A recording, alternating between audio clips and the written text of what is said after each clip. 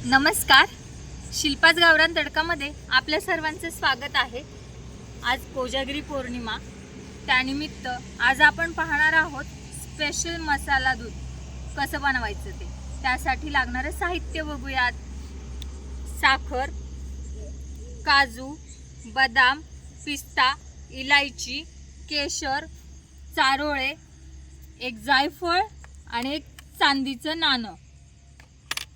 चला तर मग सुरुवात करूया।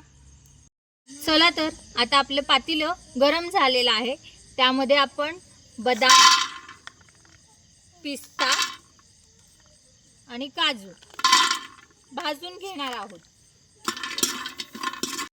आपले काजू, बदाम, पिस्ता भाजून झालेला आहे।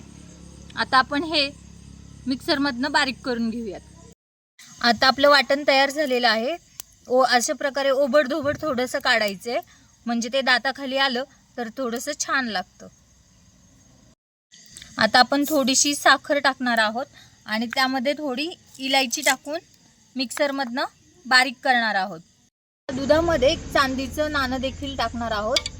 पूर्वीच्या काळी पद्धत होती की चांदीचं नाणं दुधामध्ये टाकलं तर त्याचे काही अंश दुधामध्ये मिक्स झाले तर ते आपल्या शरीरासाठी अतिशय लाभदायक आणि शक्तिवर्धक असतात। आता आपण जे मिश्रण बनवून घेतलेले आहे काजू, बदाम, पिस्त्याचं, ते टाकून घेऊयात।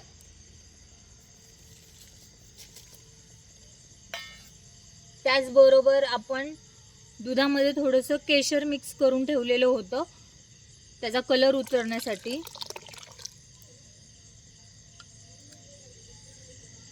आणि आपण जे आता इलायचीचं वाटण केलेलं होतं ते पण टाकूयात। आणि आता आपण इलायची जी बारीक केलेली आहे मिक्सर मधनं ती देखील टाकणार आहोत।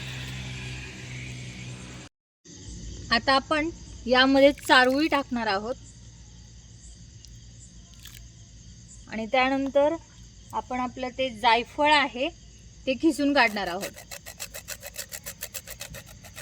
त्या दुधाला छान अशी साई जमा झालेली आहे, बघू शकता।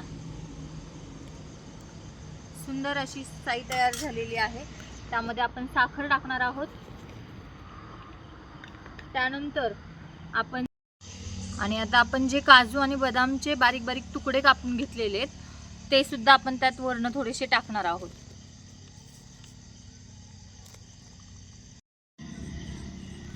आता आपलं दूध घट्ट झालेलं आहे आणि उकळी पण छान आलेली आहे आणि एकदम मस्त असा वास पण सुटलेला आहे। चला तर आपण पिण्यासाठी घेऊयात। आता आपलं दूध पिण्यासाठी तयार झालेलं आहे। अशा प्रकारे आपलं मसाला दूध तयार झालेलं आहे। तुम्ही नक्की बनवून पहा आणि आम्हाला कमेंट करून सांगा। आणि आपल्या शिल्पाच गावरान तडका चॅनलला लाईक, शेअर, कमेंट आणि सबस्क्राईब कराल। धन्यवाद।